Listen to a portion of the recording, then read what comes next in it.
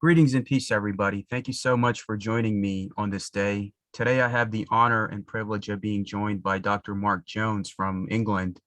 And today he will discuss many aspects of corruption that he has battled within that country. He comes from a very extensive background in terms of himself being a doctor, being a freeman of the city of London, and also the aspects of being a Scottish Freemason. So Brother Mark is my brother, and I was honored and privileged to be able to have him on this platform. And we represent ourselves only as free men under free speech. We do not represent any individual or organization. This talk is for the purpose of getting the truth out there, because the truth and justice is what we stand for. So without further ado, I hand it over to my brother, Mark Jones. Well, thank you very much for the introduction. I'll introduce myself as Mark Jones. I did my PhD at a place called Great Ormond Street Children's Hospital, which is a medical research place. I won awards for my research, and my life pre-2010, after a lot of hardship due to doing original research, became changed, shall we say, because I was informed, I was in London, that my mum had had a stroke. And in 2010, I was in London. My mum's in a place called Chester, which is sort of 3 hours away by train. Mm-hmm. And I got on the train. I arrived in Chester, and my mother said to me in the hospital that she'd been hit. And at that moment, she said she'd been hit by a lawyer. And I just remember being totally at a loss at this, because the person she said who hit her didn't make any sense. This is a local lawyer. And then what happened was my mother was staying in the hospital. This is called the Countess in Chester. That's not a problem. People can talk about that. But what happened then was my mum developed what was called hospital-acquired infections. So in a ward of 8 beds, she was the only one who was becoming ill and nearly dying from this illness. And I did a quick survey through the hospital records.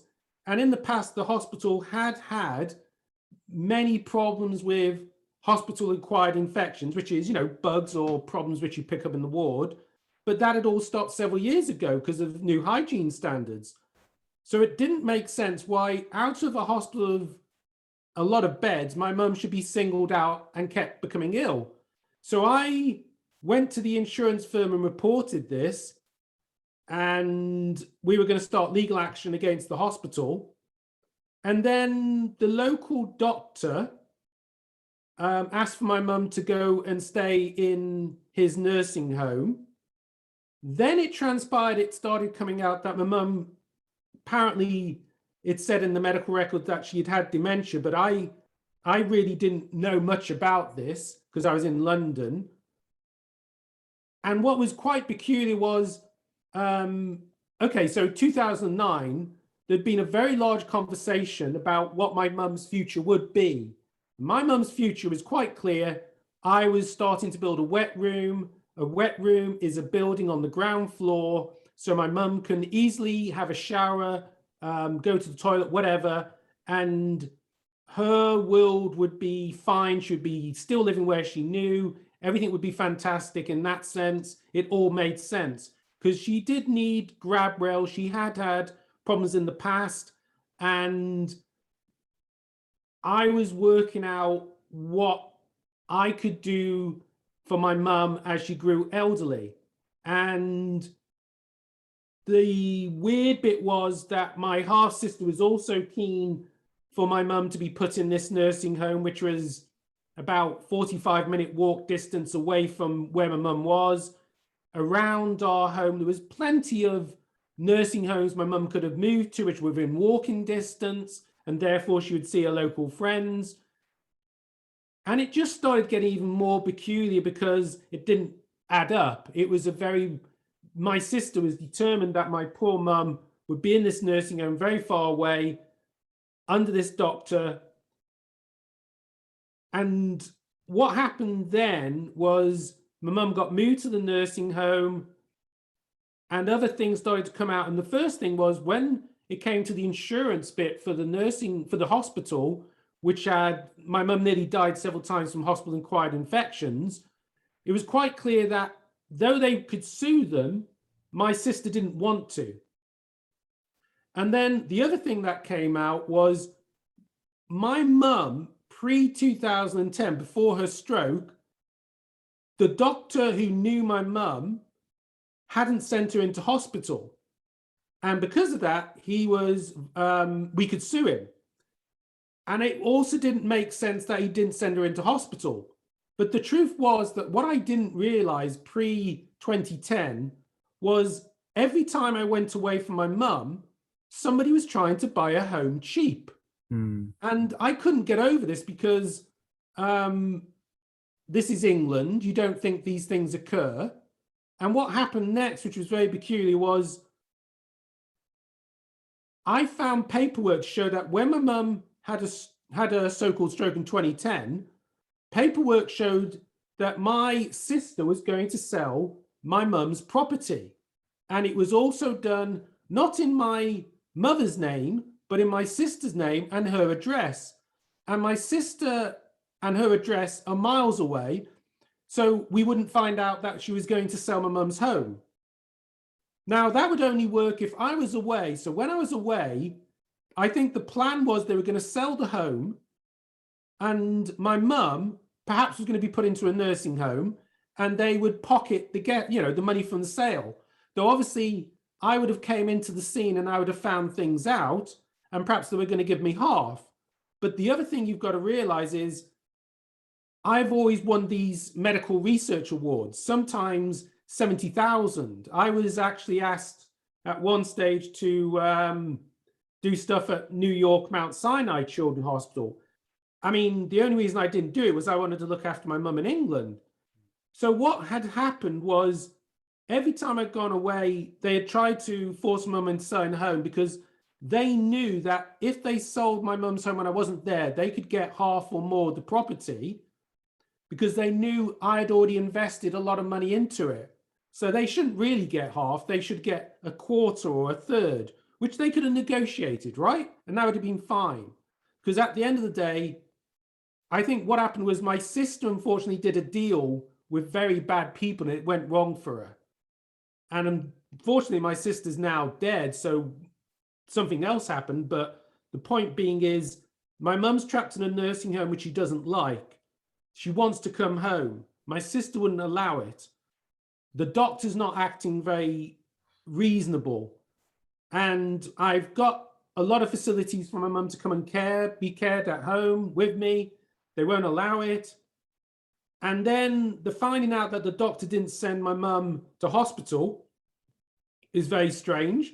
So he was in on it. My sister won't sue him because she's protecting him. And then along that, I find out they were trying to sell the property. But the other thing was they claim my mum had dementia. And what happened was I would start taking my mum to church because she liked going to church on Sunday. And as I took my mum to church on Sunday, I would observe she was very coherent. And I would take her out and give her food. And she was very coherent. She knew what was going on. She obviously knew things weren't right. And she kept saying when she was in a better place, somebody had hit her. And I said, right, we'll get you to see another lawyer. So we were arranging to see another lawyer. Now, all this took until 2013. So it took a long time to work out. My mum obviously may have had a stroke. Her brain was recovering. She also attempted to walk, which they didn't want her to do. I observed them trying to put her into a worse position than she was. Now, yes, she was 80, but she was a fighting 80. And then what happened in 2013 was I used a company to get my mum's DNA tested. I asked my mum if it was okay. And it showed she had none of the biomarkers or markers for dementia. So it quite clearly she didn't have dementia. Yet there was other forms of dementia she could have had. And it was quite clear something was wrong. And then a nurse was A very nice nurse was trying to drop a hint there was something wrong with the medication. And then I brought somebody in and they also said there was something wrong with my mum's medication. In other words, she was being drugged. And then we were going to take my mum in 2013 to see this lawyer. And then on that Monday, she had an epileptic fit. It started, it ran for 2 hours, and it was horrific. And the nursing home were trying to pretend they were doing their best, but my mum wasn't stopping fitting for nearly 2 hours. And they said, we're calling an ambulance, we're going to get a doctor, everything's fine. And this is the same doctor. And I'm watching this and it just doesn't happen, right? So in the end, I phone my sister. She's very icy cold, which makes no sense, because if you tell someone your mother's not well, you'd think she'd be a bit more trouble, but she wasn't. It was like she knew what was going on. So I called an ambulance. The ambulance arrived. The ambulance checked and they found out that the nursing home had medication that had the medication to prevent my mum having the fit, but did not use it. So that was withdrawal of care. That is basically letting a person suffer, which could kill them when you had the tools to intervene. So the ambulance crew were not happy. They could see there was a problem. What then happened was they were going to take my mum out of the nursing home, and then the head manager of the nursing home blocked it and said that my mum had a do not resuscitate order on her. They're called DNRs, right? So in other words, they were going to let my mum die. But the ambulance crew had seen enough to know they couldn't trust the nursing home, because if they were legit, they would have used the medical interventions to prevent her being ill. Therefore, they said, we're not taking this, we're getting her out of here. And they did. They took her out of there, and my mum was put back in the hospital. And then I struggled to bring my mum back home. We had the wet room, but they weren't allowing it. And then the next bit was, they said, don't worry, we'll put your mum in a nursing home, which is just like a 5-minute walk away from the hospital. So what could go wrong? The hospital said nothing. The nursing home has good ratings. So I grudgingly let my mum get put into this new nursing home, which we can talk about because it's listed. There's only one. It's called Peniton. There's no problem with that. And then what happened was I went in at night to see my mum, and I recommend everyone does this. If you've got parents, you have a right to see your parents. And I went into that hospital and there was like people screaming for help. And I was horrified that I found a nursing home with no proper care and elderly, deeply distressed. And so in the end, I found one of the nurses, and she was very nice. She told me as it was, that nursing home was taking over what's called NHS services. We have something called the National Health Service. And what they were doing was taking ill patients from the hospital, putting it in the nursing home, because the nursing home was going to make extra money by using its 2 members of high-end nursing staff. So at night, they would have some work to do, because in theory, being a nursing home, everyone at night was asleep. But these people had dementia, so they don't always sleep. So it didn't work true. So what happened then was they blocked me from going in at night. I wasn't happy about this. And I could see the things weren't right. And then the next thing was I went to a meal time where my mum is being fed.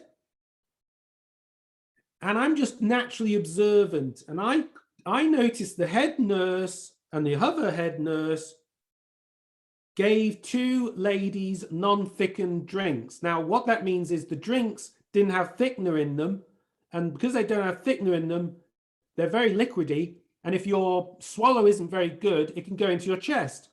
So I naturally pointed out what I thought was a mistake on their part to make sure the 2 elderly persons didn't develop other problems. And it was like really bad news. They couldn't get over the fact that I'd noticed what they'd done. They blocked me then for meal times. What I witnessed was 2 elderly people being given fluids so they could develop chest infections, therefore they would divert complications, therefore they would die. And it would be a natural death, which could have not been allowed if common sense or the correct procedures had been done. So I interfered there. And then the next thing that happened was I noticed I went in at summer, and in summer, the place was burning hot and everyone was passed out. There was drinks everywhere, but they were passed out. And I couldn't get over it. And I brought in extra fans. My mum was suffering in the heat. They were getting dehydrated. It was a nightmare. Now, my mum also went into the hospital because she was dehydrated. The hospital staff were good staff. They didn't like what was going on. But no, my sister turned up and put my mum back into the same nursing home. Didn't make any sense. Obviously, things weren't going or making sense. And then the next thing that happened was, not only was I blocked from going in at night, I was blocked from meal times. They put something called a DOLS, a deprivation of liberties on my mum. So she couldn't have visitors and she couldn't leave the building. And this was done because my mum was saying she'd been hit by a lawyer. And they were basically stopping her from seeing anyone. And it was getting quite weird. And then what happened was I was then only allowed to see my mum for 3 times a week, Monday, Wednesday, and Friday. Took only 1 hour. And because they knew I had already used a secret camera, they escorted me into the building and checked I had no cameras on me. Spent 1 hour with my mum, whatever time I spent with her, and then escorted me off the premises.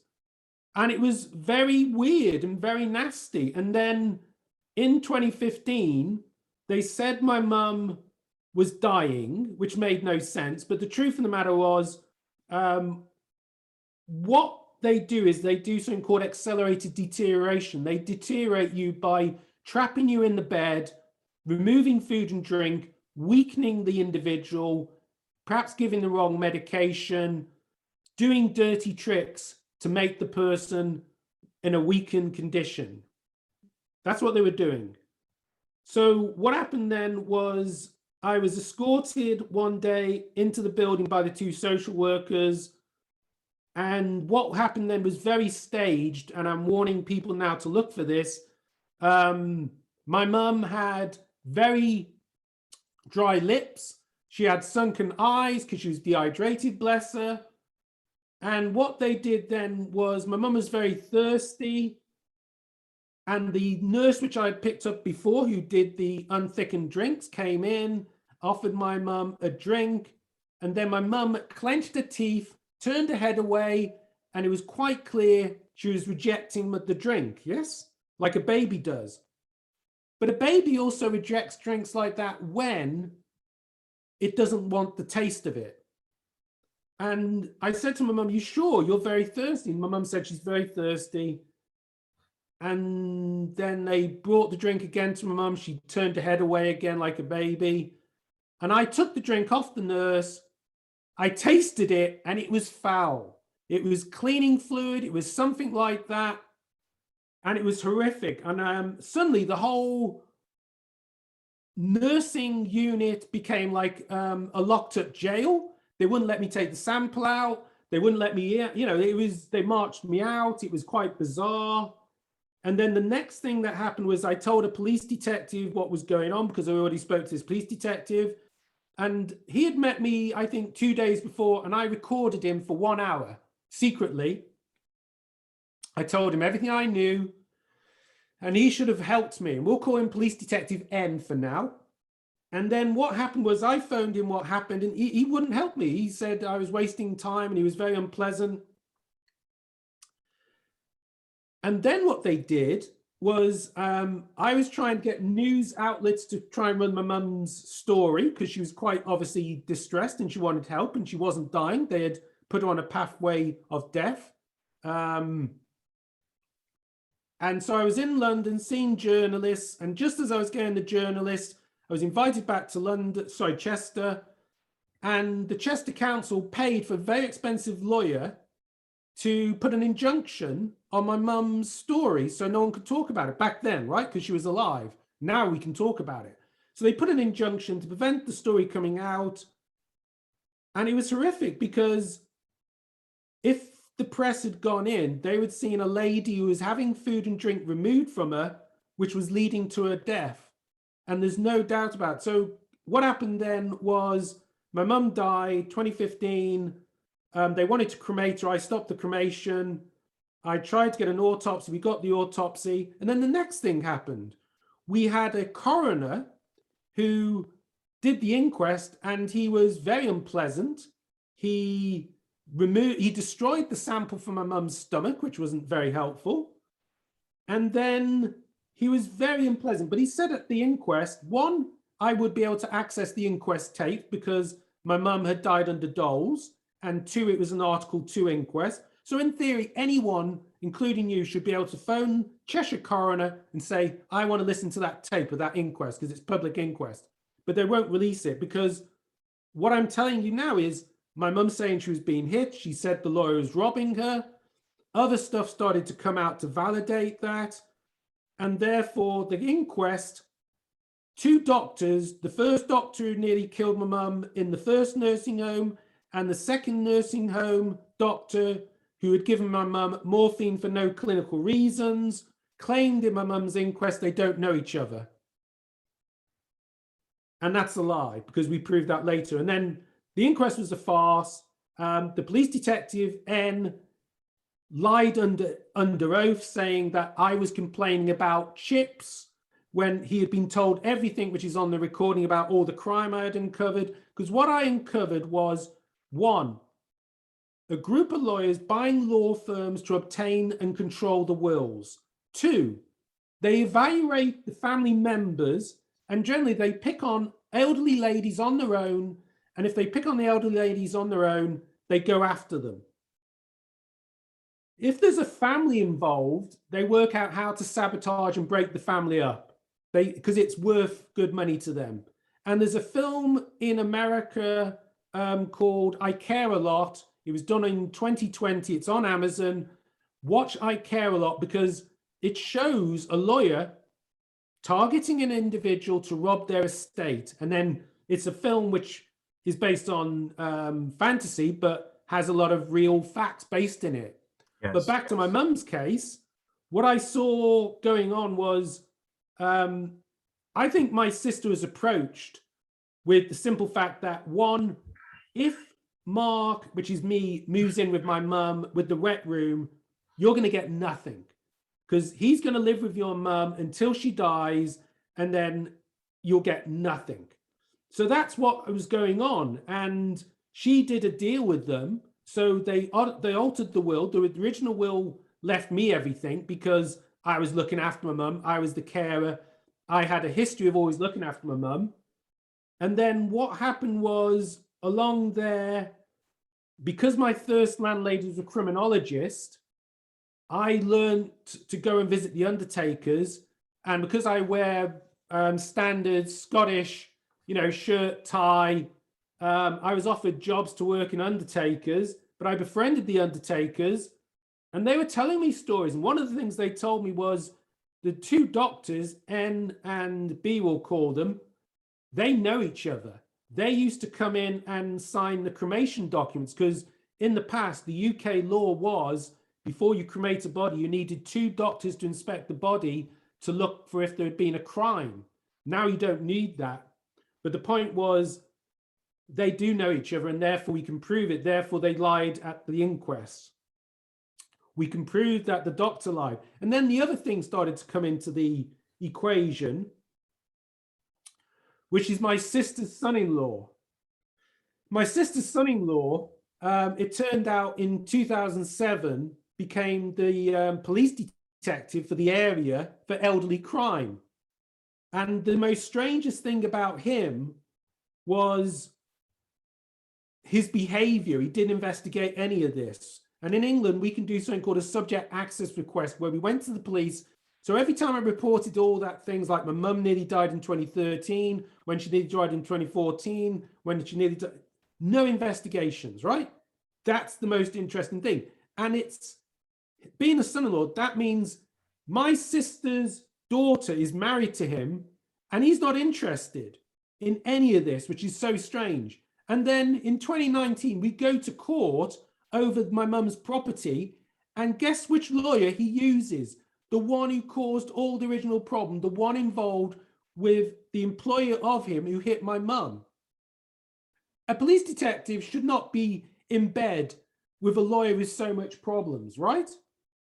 But it goes worse than that. In 2015, when I was trying to get my mum's inquest reopened, he went to New Zealand to show he could see my daughter. So he could, and everyone says that's a threat. Mark, they're threatening your daughter and trying to shut you up. Because being at the inquest, he knew what I said at the inquest, like I'm telling you. Because the other thing was, when I went to access my mum's medical records, they wouldn't release them. And in the end, we got my mum's medical records. And what my mum's medical record showed was it was only like the thickness of a small book. But I remembered there was a backup copy, untouched, stored with someone else.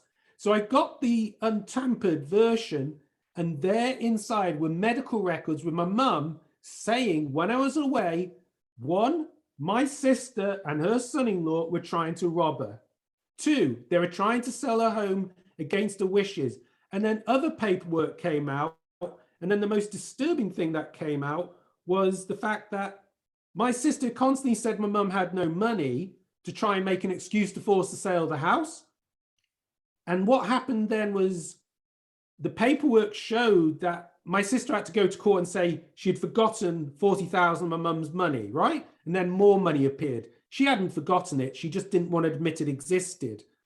And then along that, in 2015, what happened was the lawyer who bought the law firm to oversee the wills said then there was £100,000 debt against my mother. And then it took 4 to 5 years for us to fight through the court to get him to admit it was only 10,000. So he was trying to pocket all that money. And also on the form, he said my mum's property was only worth 450,000. Well, that's say $500,000, right?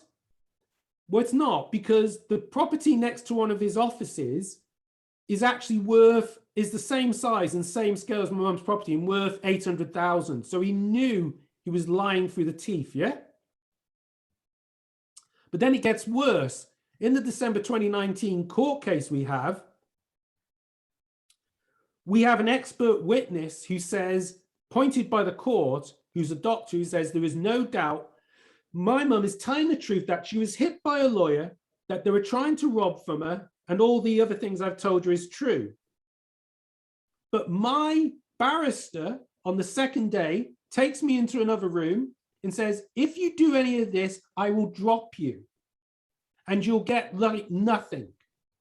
And I'm like going, what? And he says, but if you help me, I'll make sure you get more than you thought. And that's what they do to you here.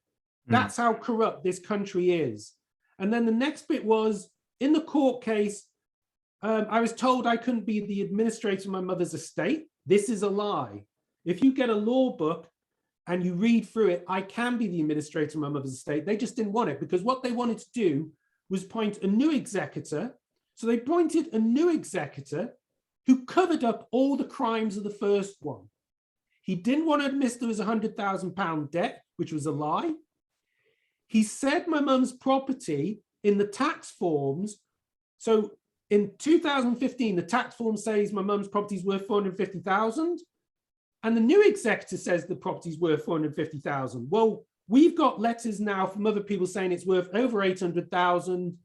And then the other thing was, we had two buyers who wanted to buy my mum's home for $1 million, and the new executor avoided them.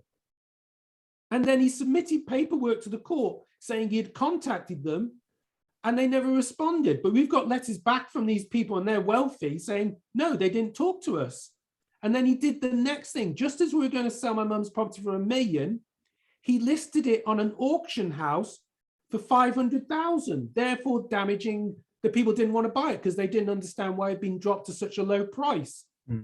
And then the next thing we found out was they submitted to the court documents showing that what's called a chartered surveyor, a professional person, looked at the building, and this person who looked at the building wouldn't show his name, wouldn't show who he was talking to. And that was really strange because you can't submit court documents without names and things on it. But that's because the day he did the assessment of my mum's property, one, it was outside his area, so he shouldn't have done it. He was based in Preston, which is miles away. Two, the day he actually did the evaluation saying my mum's property was only worth 345,000, he left to go and work for a police company, which my sister's son-in-law works for. Now, he basically created and now I've spoken to another chartered surveyor. They say we have to sue them because they have lied about a very important piece of paperwork, because if my mum's property was to, let's say, just be an empty bit of land, it's worth 600,000 or 700,000 because the location of it.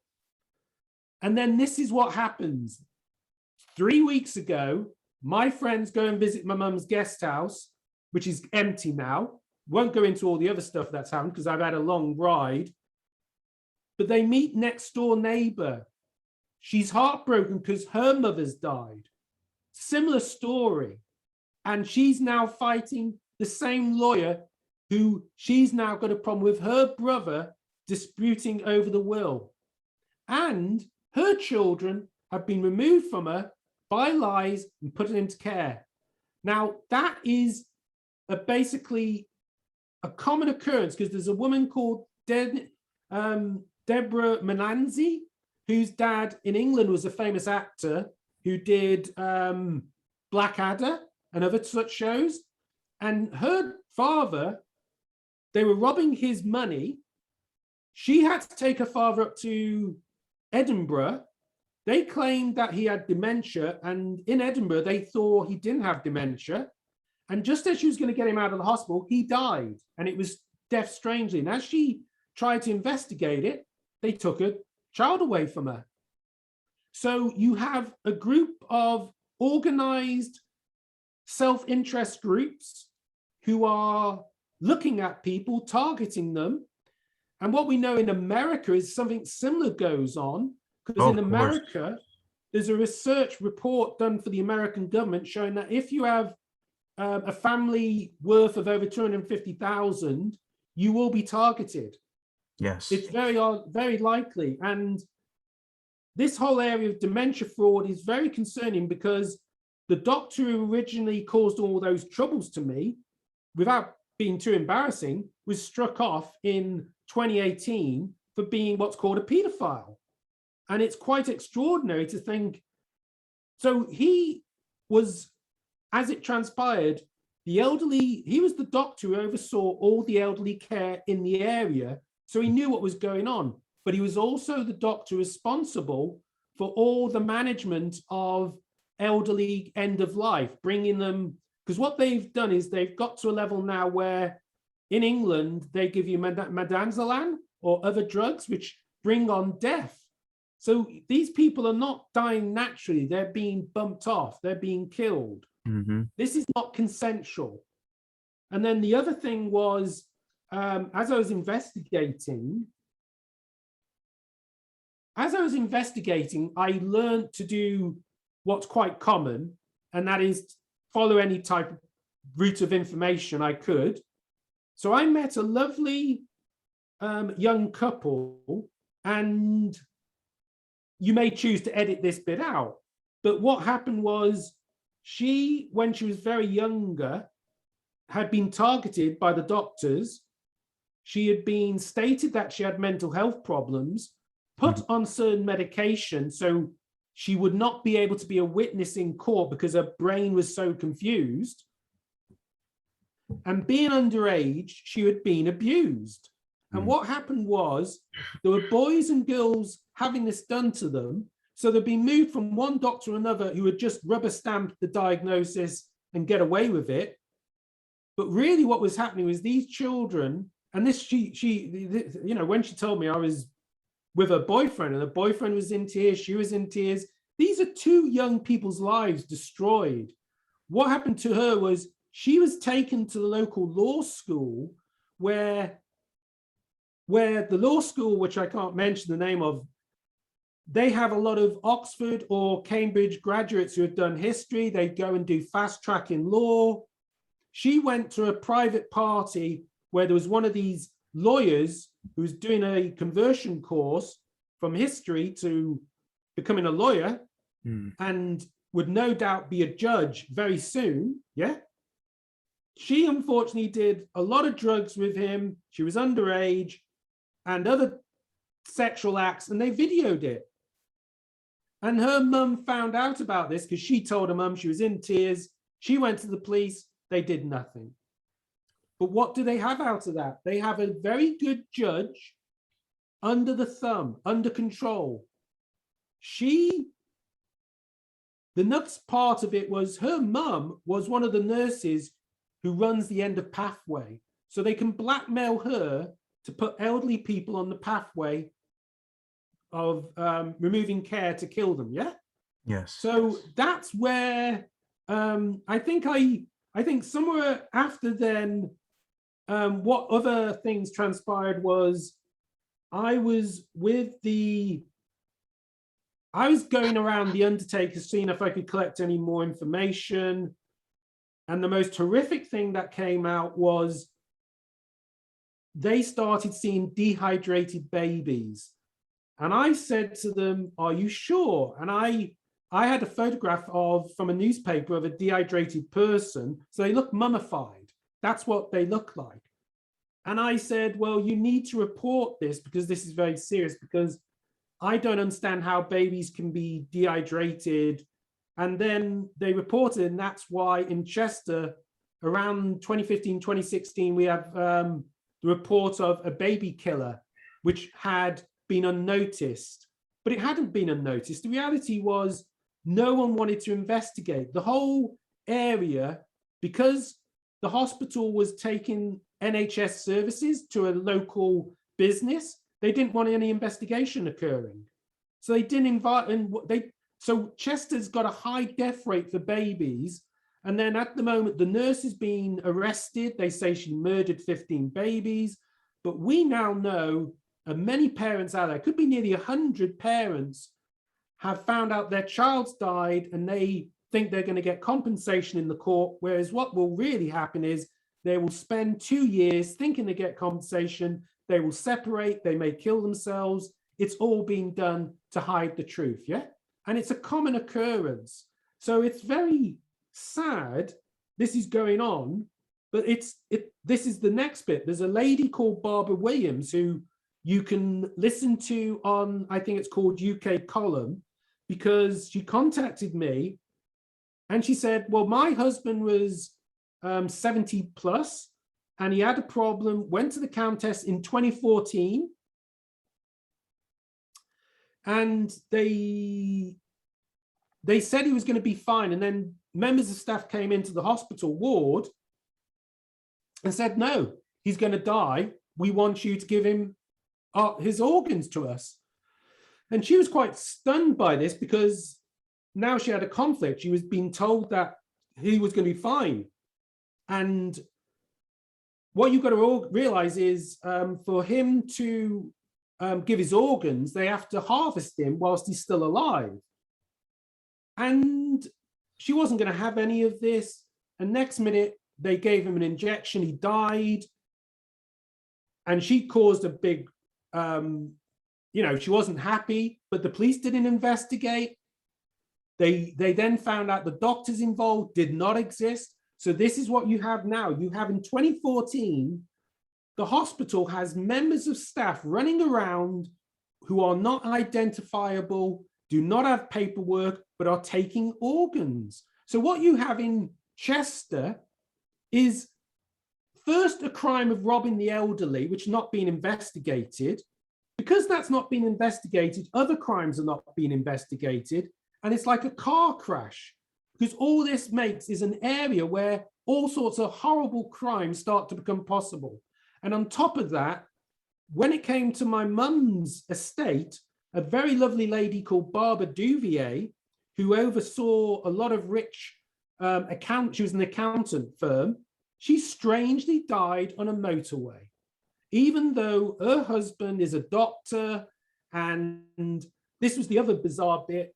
Her inquest was done by the same coroner who did my mum's coroner inquest, which was rubbish. But he also did the same coroner inquest on Barbara Williams' husband and basically tried not to get it investigated. So that is where the mess is. It's very tragic. It's very bad. But as I try to get more and more justice, it seems to be that it is a common occurrence, which can happen, that there are these networks of people who are enabling these crimes. But, you know, this is nothing new. There's the murder of Pale Moon, the story of the Native Americans who were given oil. Yes. And then the Martin Scorsese movie is going to be coming out about it.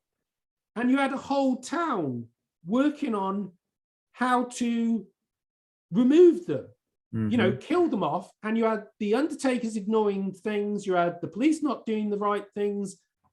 You had a whole group of laissez-faire people not doing what's right. And that is what I've seen with my mum's case, but in other cases as well. And it got so bad that the only advantage I had was that when I was in London, I could go to the Royal Court of Justice and you meet good judges. They do exist. And if you go in there without telling them, they are wonderful. But what I found this year, and it's reported in internationalscotland.com, which is the online magazine, which is, you know, studying all these cases. So it's called internationalscotland.com. I basically went in December 2020, and the judge there was wonderful. He saw what was all going on, was going to make me administrator, but then another person took it over, moved it back to Liverpool, and it's the same fiasco again. It's so corrupt. And it's tragic that it doesn't have to be this way. None of this had to happen because all you had to have was in 2015 with Barbara Williams' case, someone who took and done their job correctly and no babies would have died. My mum may have been, well, my mum would have still probably had problems, but what I'm saying is there would have been less problems. And that's because you just have a culture of cover-up. And you also have, with the English system, people not admitting it's wrong. So I understand why the founding fathers of America could not get away from England fast enough. You know, I think the fascinating thing about history is we only know what's written up, yes? If Benjamin Franklin could tell us stuff, I have no doubt he would be telling us, because he was a, you know, diplomat. He was trying to be very good. He helped with the French. You know, it's fascinating. But I think the problem with the English system is they do not admit they've got corruption. And I'll tell you this: I went to a very expensive government meeting. I think it was 2016. Called Ipsis or something strange name like that. And at the end of it, I said, well, what about all the corruption? And the woman organizing said, yeah, that is the elephant in the room. And then when they produced the final high-end report, so this is like the top end report for all the ministers in government, doesn't mention anything about corruption. After all we brought up, they took that bit out because they don't want to admit how bad it is. And that's the problem, because it means you're living in a lie. You can't continue that way. You cannot ignore your history. You can't ignore the fact that bad things are going on, because it means more bad things will go on now and more suffering. And that's why I think I think the founding fathers just had enough of England. It wasn't just about the tea and all that. They just didn't like the way it was so corrupt. And if you really dig into other cultures who have been under the rule of the empire, and it's not just the English, it's any empire. The empires get very happy with who they give control to, and then it gets so corrupt, you just don't know what you're dealing with. And another wonderful example is the Death of Stalin, the film. You just look at the way these people are. They are risen to the top. They're very corrupt, and they are working out ways to remain in the top, but cover up all their mistakes. And the only people who suffer are all the people who shouldn't suffer. We should be just getting on with our lives. I should still be, I should be in 2010. I was basically made a fellow at Chelsea Westminster Hospital to do look at children's surgery. I've missed 7 years of making the world a better place for children who were born in this world with a disadvantage we could have changed. We have the knowledge now, for whatever reason, to enable that child to have a better advantage, and I was stopped from doing it. So some lawyers could rob my mum, but not only mum, they buy law firms to obtain the wills, to rob, and they've been going, when I spoke to the neighbor next door and I found she was going through sort of the similar thing to me, that was quite concerning. And the fact that also in 2019, I was not in Chester, I was elsewhere. My sister was panicking, looking for me, and the same lawyer sent me an email saying, your sister's dead, she's being cremated tomorrow. This person, what's shocking is the regulatory body for solicitors, they're doing nothing. And if you go to something called Trustpilot, the independent system of reviews, you suddenly realize nobody has anything good for any of it. Nobody's got anything good to say about the regulatory device with this or that. And it goes further. With my mum's case, in 2015, before my mum died, because my mum was on doles, there was a piece of paperwork in the nursing home saying, this lady is on doles and she's been put on a pathway to death. Well, what's called the CQC, which is an organization in England which is meant to monitor everything, they went in. They should have intervened. They did nothing. They waited until after 2 months for them to go in and say things had gone wrong. They deliberately let my mum get killed, because if my mum is alive now, these lawyers would be arrested, right? They couldn't be allowed to operate. Instead, they've just prospered, they've become wealthier, and that's what they've done, and they've got away with at the moment. And it's horrific because it goes on everywhere. Because they control and they understand the court system, they can allow themselves to get away with it. And not all the time, but they do have friends who are judges who have looked the other way, and it's so dangerous. So you can understand also why the American court system is a modified version of the English system, why they've tried to get it. And that's the only thing I can say. I appreciate what the founding fathers did was they took what they thought worked in England but made it better. But it's not perfect, because you've got people, and people always work out a way to do something nefarious, I'm sorry to say, if they're like that. Yeah, of course. People are always people. And even here, Brother Mark, you always have case of elderly abuse, the aspect of not having a organ donor on your ID, which if you get into an accident, that means they'll let you die in order to take your organs. So there are levels of corruption, because the human element, no matter what country you go to, it's always going to be the same, that struggle between light and the dark. Which I'll also like to ask you is the aspect of what I've heard about grooming gangs in England, where they have targeted these young women and the authorities not doing anything about it. Is it the same level of corruption that we're dealing with, where they're not doing anything or giving justice to those that deserve it? I think the sad truth is that a lot of it is people know what's going on, and it's been going on for a long time.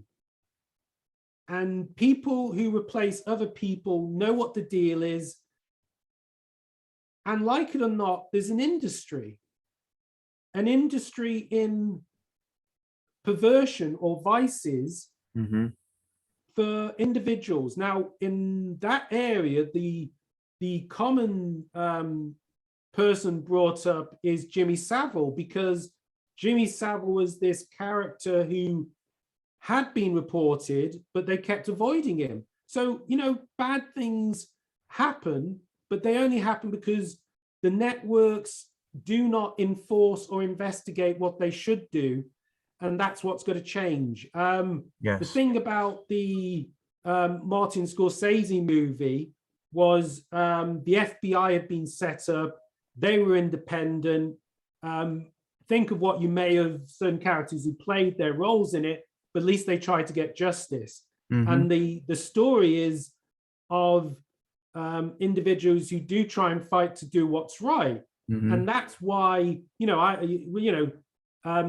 I became a Scottish Mason, Freemason in 2016, partly because of the history, partly because family-wise, there was a sort of reason to go and explore this. I've not really looked back because the history of Scotland, how it interplays with France, how it interplays with America, is extraordinary. Yes. And it's unwritten. And it's not unwritten, it's just not talked about. And then you have these bad conspiracy movies which try and, you know, it's sad because, well, obviously we don't have all the facts. So I have no doubt there may be some bad characters, but the reality is the role of Scotland when it came to the setting up of America, when it came to the independence of France, it was partly not just because it's just there's a sort of, in Scotland, you wake up sometimes where there's nothing but 8 foot of snow in front of you and you've got to get through it. I think genetically you're prone to be determined. And when it comes to fighting injustice, they get it because it's just another thing you're determined to achieve. So they do it. So you look at the White House and the role Scotland played in building it, the people from Scotland, you know, it's fascinating. Yeah, And it's about, and of course, we have the Scottish Rite here in America too, that I'm a part of. So it always goes yes. back to the Scottish Rite, or the Scottish in many ways that many people don't acknowledge. I agree. Well, it's fascinating because I came across lovely stories about how when the English Empire was setting up, people would go around and set up lodges in these villages of communities of people who have their own way of doing stuff. So they didn't force them to it, but by creating what was called a lodge, Yes. they had a structure, and it was a foundation for trade, but also a foundation for stability, which may have helped a lot more than people give it credit for. That's absolutely right. And And that's it's why, very important because not just in America, but even my home country where I yeah, originally come from in Pakistan, there's a lot yes, of Masonic influence that created those states, like my home country, yes. America. So people don't give Freemasonry enough credit. And this goes to show you that those that are watching it, those who accuse Freemasons of being corrupt, that look at me, look at Brother Mark. We're talking about bringing justice, because you always have that internal struggle between light and dark that's in all races, religions, groups, and countries in the world. And we're here standing up against the right thing, doing the right Yeah. thing, and spreading the right message. Well, that's it. I think the other thing is we deal with metaphors, and metaphors are, is it on the level? Is it stable? Yeah. We have metaphors of, and it doesn't, I admit, if you're on the outside, the other thing which people do is they project things into the symbols, which is very dangerous because one symbol in one part of history means something else somewhere else in history. And that's the problem. So inside my mind, you know, I've taken a rough piece of rock, and I've tried to build something out of it. And I try and act fairly and squarely and try and there's all this sort of metaphorical speak, but on another level, I try and use it. Now, I'm not saying Freemasonry is perfect because we're human beings, Of course. but at the moment, it's the nearest thing I've got to Star Trek Federation. I will walk into a lodge and I feel like at least I've got a group of people on the same piece of paper where we think we're going to do right. We're going to go and do stuff. We're here in a certain honorable way. And as you look through the history, I think that was the other fascinating thing as I was getting into it was historically in the past, you had something called the Lunar Societies. Mm-hmm. And the Lunar Societies were there because the only time you could visit anyone was when there was a full moon because there was no street lamps. So ancient times, you'd wait for a full moon, you'd go and visit a person's house, but then you had another problem. And the other problem was, no disrespect to the ancient church, but the Catholic Church were very powerful and they didn't want anyone upsetting their ability to award kings and queens or forgive their sins for a certain amount of money. But what happened with the Lunar Societies were they had open debates and they started talking about stuff. And that's why a lot of history and science came out of them, because what they were exploring could have been looked as witchcraft, but they were just looking at electricity. And they were playing with machines that made sparks. But, if the church saw them, they would have been arrested because witchcraft, I think, didn't get stopped until whatever. So it's very problematic what they were doing. But that's it. And we're now in a more progressive age. But as you dig into it, there is a need to go back to these basic principles of what is right. What Yes. are the pillars of the right thing to do? How do we build these things so everything sort of squares off and it meets and it works and it doesn't fall down? And that's sort of where I think it's so powerful. And that's where, for me, it's been very advantageous. So with what I've been through, I sort of believe there is something better to, so I can leave it or cope with it. Yeah. Yeah, I agree completely. And it's because of the brotherhood that I was able to meet you as well and expand my journey to England. So there is a beauty of it that it connects all races and religions and countries into one being, as the one beings that we all are, connected to the Creator.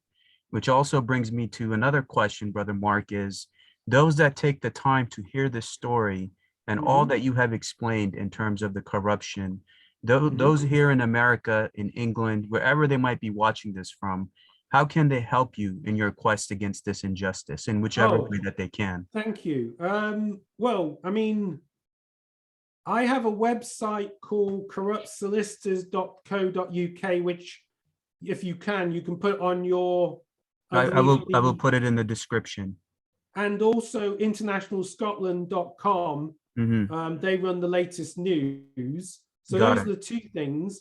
I do have a petition called on change.org, which I'll give you as well, which is about my mother, because we've got 2030 or something people whose signatures say that my mother's inquest should be reopened to get justice, because this was the other thing. My mum had a guest house and she helped lots of people. I remember we took in people who couldn't pay, who were having bad times, and she really did try and make a difference. Right. And that's the the sad bit, that I think, it was quite clear when I took her to church. Everyone didn't like what was happening, but even though we had people in the church giving us a signature of approval, we were fighting some very nasty people who wanted to keep it secret. Right. And that's the unpleasantness of it all. Yeah. It should have. That's very important because right now, see, the best thing that I learned about in my life, Brother Mark, is Yes. that nobody gets away with anything. And those that have done wrong against you, your mother, God rest her soul in peace, Yes. we're preserving her memory right now. The world will hear her story. And whoever has done anything injustice against yourself, your mother, and those in England, the elderly, those that try to dig a hole for others, 9 out of 10, 10 out of 10, with the karma of God, they end up falling into their own hole. And that's the beauty that at the end, what goes around, it comes around. So nobody gets away with anything. And we're still here fighting for our justice, spreading the truth, and the entire world will know your mother's story and your story. Thank you. Thank you. And if Because there's anything else yeah. that you would like to share with our audience that are going to watch this and whatever they can do to help you, how can they contact you and Oh everything well, else in between you would like to share with us? as I said, the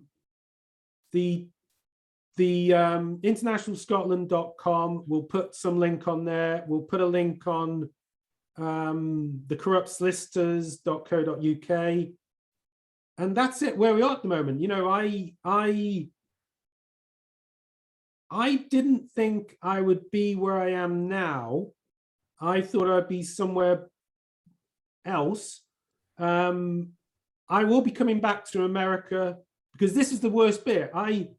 When I was younger, I went around America thinking I'd seen it, and I haven't. Now I've got to go around all the lodges because I realized there's a whole. If you ever come to Scotland, Aberdeen, the building here has loads of historical features from all sorts of things. I don't want to ruin it because it's one of the slightly better kept buildings in the sense that it has Masonic structures, Mm-hmm. such as you've got a crypt you can go down. And just so anyone knows, it's basically like Roslyn Chapel. It's beautifully done. It's artwork. It's basically good people trying to work out how to take better deeds in this world based on a metaphor of construction, Yes. of doing the right thing, and trying to live by that. And that's it. And then what you have is a media world, which, you know, it's very much like the Knights Templar. They put something else on it, but we've just had Knights Templar the 13th going on. But if you look into it, they created the first banking systems. They created other sort of ways of dealing with the world, mainly to try and get away from problems which was crime. They were trying to implement ways to make the world slightly safer. And also, they then did treaties. You know, they weren't at war with other races and cultures. They actually had treaties. They tried to Yes. cross the barriers of different faiths, different religions. They knew that there was different faiths with different ways of approaching and seeing God, and they accepted it, which is probably why they fell out of favor, because they came to the conclusion that they were all looking at something similar. But Mm-hmm. the people at power then didn't like it, and they went for them. And if you believe they went to Portugal, etc., you know, the reality is that need to do right runs in some people's DNA, Mm-hmm. and that's the way they are. And it's just unfortunate that not many people know that these things exist, and they're welcome to visit them. So they're welcome to visit our lodge. They're welcome to visit, hopefully, your lodge, Of course. and really to see what it's about. And by doing that, get to know it. Because once you get to know it, you realize how much fantasy, how much distortion, how much manipulation of symbols, which don't mean the same things. But this is the problem we have. And I think our world needs this more now than ever.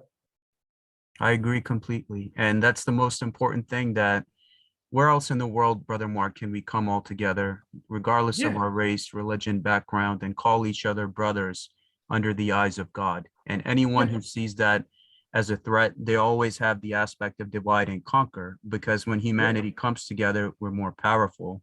So I thank you for sharing your story with us. And I request everyone who's watching this, please say a prayer for Brother Mark. Thank Please, you. please pray for his mother's soul, that she rests in peace. And then all of those that are suffering, not just in England, but in America and all over the world, where there's the element of human darkness and corruption that creeps up in people's hearts. Please pray that light always vanquishes all of it, and we're always going to be at the right place at the right time to do God's work. And I will put all of the links in the description below, which Brother Mark had mentioned. And I thank you all again for joining us today. And I say goodbye and farewell to my brother, and hope to see him soon. Hope to see you soon. Thank you very much for your time. Bye-bye. Thank you. Thank you. Bye-bye.